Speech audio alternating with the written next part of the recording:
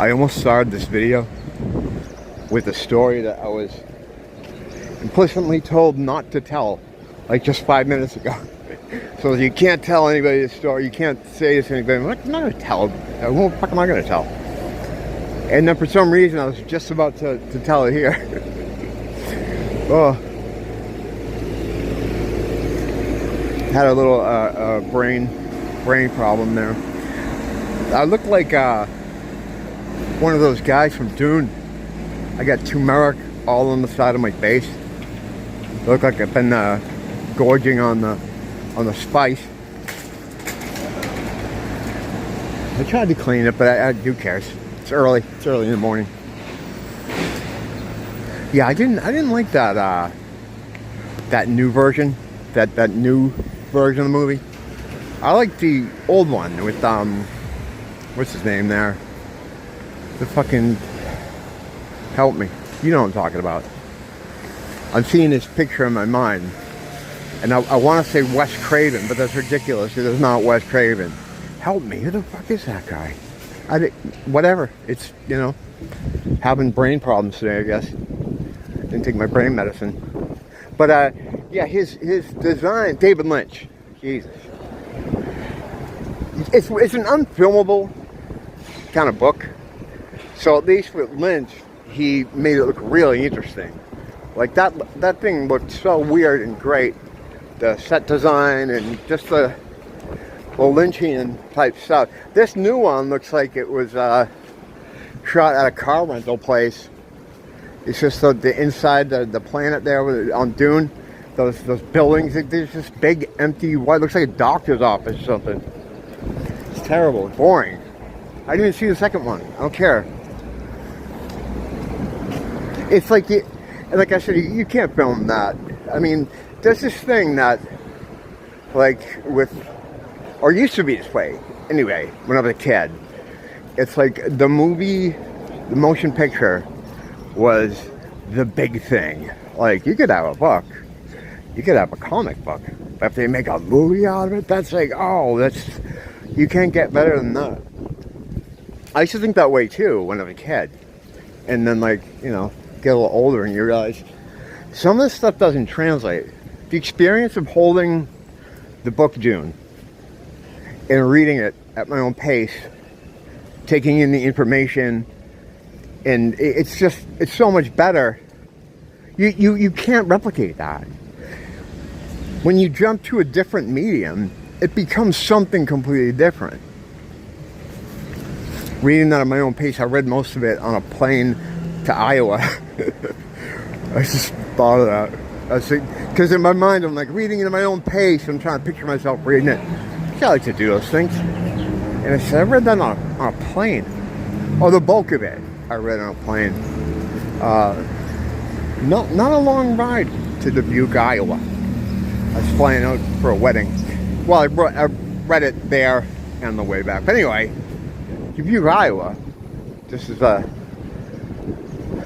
tangent away from Dune. Is really nice. Really nice. At the time, I didn't appreciate it.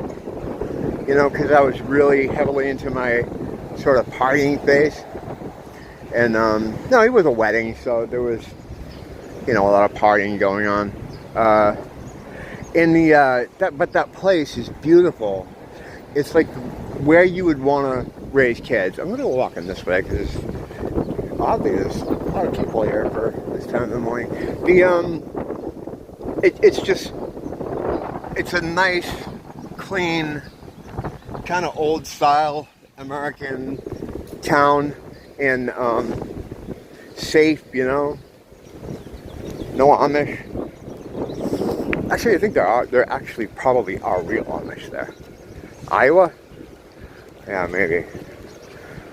Not the Amish we talk about, but yeah, yeah, it's a real nice place. You don't see a lot of like, or at least last time I was there, this was like 98 or 99 when I was there, and I was only there for a couple of days.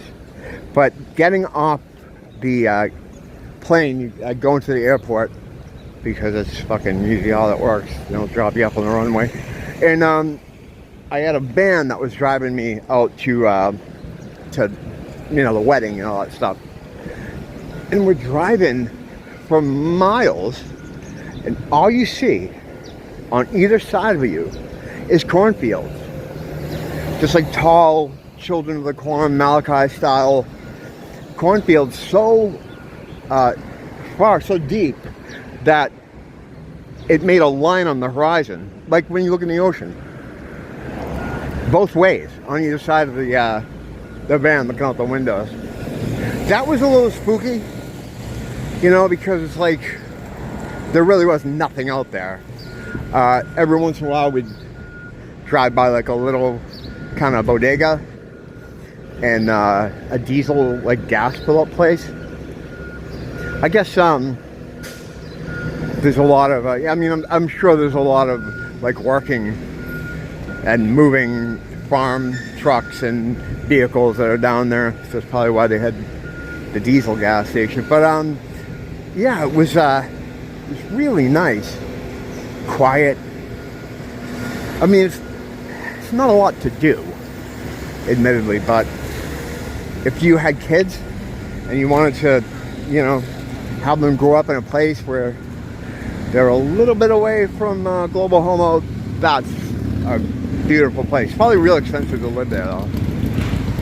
Or maybe not. I don't know. Some of these places that are real nice, they're not that expensive because they're not near a lot of stuff. Like, I don't even know what the closest... They had a little downtown area, which was like very old school style. It reminded me of like maybe like a TV show or something. Those towns where like you have the diner, and then you have like it's probably built up since then, but I just thought that place was awesome. I loved it. But yeah, what was I talking about? Oh, Dune. Yeah, the thing with The Watchmen, I thought they did a pretty good job, but it's a whole different thing. In fact, to be honest, I thought I enjoyed the Watchmen movie more than I enjoyed the comic. I bought the comic as it came out. I was at the right age. It's like, what did I come out, 87? I was like 16. I was born 71. Yeah, I was like 16. And that's when Frank Miller's The Dark Knight came out. That was huge too. Oh man. That was when things changed. I'd been buying comics for years prior to that, but in the early 80s is when I discovered the comic book store. And that would really cement a lifelong problem for me with comics and collectibles. I would go on to have 3 different comic book stores, which sounds impressive if I leave it at that. But the reason I had 3 is because I'd open one, it would fail. I'd open another, it'd fail. Then I went to work for Diamond for a while, Diamond Comic Distributors. They were the guys that I was buying my comics from. I fucking loved working at Diamond. I was working there when it was the height of the comic book bubble. So it was like Death of Superman, X-Men #1 with Jim Lee. Money rolling in. And Diamond was the distributor for all these comics. And they had lots of cash. And every year they would throw this crazy retailers convention with all these like comic book celebrities, and at a really nice hotel with all these cool things. Yeah, I met so many people. I met Stan Lee there, Neil Gaiman. Just go down the list. Everybody who was active in comics at that period. Watch Frank Miller give a talk. Neil Gaiman's coming across the street, and I think it was Jeff Smith who did Bone. I remember I had a little funny thing with him at one point, but I think he was with him, and he's a cool guy too, a real cool guy. And then coming across the street, and I saw Neil, and at the time they were working on the he was doing a thing with Alice Cooper, or had been rumored he was doing project with Alice Cooper. Ended up it ended up being what was that called? The Last Temptation. It was an Alice Cooper album, and Neil wrote a comic book that went along with it. The first issue was packed in with the album, and he's coming across the street, and I'm like, "Hey Neil," he's sorry, and I'm like, "What are you doing with Alice Cooper?" Because I, for details, And Jeff goes, I'm not Alice Cooper. I don't know, I guess it was one of those things you had to be there for, but I thought it was real funny. Yeah, what was the Jeff Smith thing? I forget. We had a thing that was funny. But yeah, anyway. Sidetrack. Yeah, that was the days. I worked there at a great period. I did one in Atlanta. I went to one of those things. Went to one in Baltimore. It was fucking great. The comic business was like, this is gonna go on forever. This is never gonna end. You know, ice statues, champagne. You know, 2 years later, the warehouse I worked for was closed down. that bubble popped real fast, and just as much money came into it in the boom years, twice as much went out of it at double the speed. It was crazy. It was crazy to watch that whole thing fall apart. It was all speculators. Like a lot of people that didn't collect came into the hobby with the idea that they were going to invest in it. Because like at the time you had the Death of Superman, like I said, and these other books that were getting mainstream coverage. Rob Liefeld's X-Force #1, right around the time he invented Deadpool, and he was in a Spike Lee Levi's jean ad, so he got a lot of attention for that. It just had a lot of regular normie media attention, and then so comics became kind of a hot thing to talk about, and you know, every story would always have, you know, that little bit of history. And now Spider-Man #1 is worth like $1 million or whatever it's worth at the time, and it would always push that sort of thing. And the reason those old comics were worth money is because they were rare, scarcity. You know, if you wanted it and you had no money, you couldn't get it. I mean, there was that one you could, but so what happened was that whenever a new #1 would come out, people would be buying boxes of them. You know, that X-Men #1 with Jim Lee was the biggest selling comic of all time. What, it's like 7 million copies, which is a lot for comics, you know. But when I was working at Diamond, when we would distribute new issues, we were selling hundreds of thousands of copies of like really like mid-tier characters. That's how big things were. Now it's like if they sell 20,000 copies, it's like a hit, you know. The whole business now is awful. The product's pretty bad. I got that Marvel Unlimited out just so I could read some old 70s comics. The 70s at Marvel was awesome because it was all like guys taking LSD, smoking a lot of pot, having these existential / spiritual / awakenings, and then just putting them on the pages. Really cool stuff. Then it got a little bit more corporatized in the 80s. Jim Shooter came along, and I like that shit too.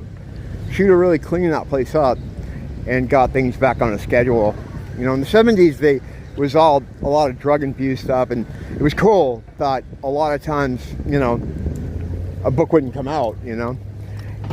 They were putting a lot of rock stuff into them, too. I remember in the Defenders, they had Rush and Boys Occult were featured in the book. It was just a bunch of hippies in there working on the books. And then the 90s, yeah, it all fell apart. It got really big, and then all the air went out of it, and never really came back. You would think with all these movies and stuff that it would help the industry, but it doesn't, because as I was saying in the beginning, a different medium. It's a fundamentally different thing. Getting the story, the comic, and watching it on the screen are two different things. It's not the same. And I like the original medium for stuff. If it's a movie, you know, I don't want to see it play. If it's a book, I don't want to see the movie, you know, with the very rare exceptions. And comics stories usually only work in comics, man. Alright, well, why am I here? Why are any of us here, though? No, why am I at Longtail? There's a reason I came here, and I forget what the fuck it was. I don't know. I'll figure it out when I'm in there. That was a nice walk, just from just the length of the beach, and you know, that was almost all of Waikiki. It's not very big here. You know, it's a little bit more up that way, down the post office, and a little bit further down from where we started at Kalakaua, not Kalakaua, what's the name? Kapiolani Park. So you could walk the whole length of the neighborhood in a short period of time. That's what I like about it. I know where everything is, and I think I'm magically protected, at least in the perimeter of this place, because every time I leave, I usually get into some kind of crazy shenanigans. But those are all stories for another time. Until next time, until that time. Oh, I got 3 more days until I'm back on my regular channel. So we won't be slumming it over here much longer. Actually, I like this. It's kind of cool over here because all my feed and YouTube isn't full of shit. It's like because I don't use it, so I don't subscribe to many people. So I subscribe to some of my friends, and I'm actually seeing their videos. It's great because they can't hide them because I have nothing else I'm subbed to. It's great. But yeah, as I was saying, till next time, don't blame the teacher, blame the school.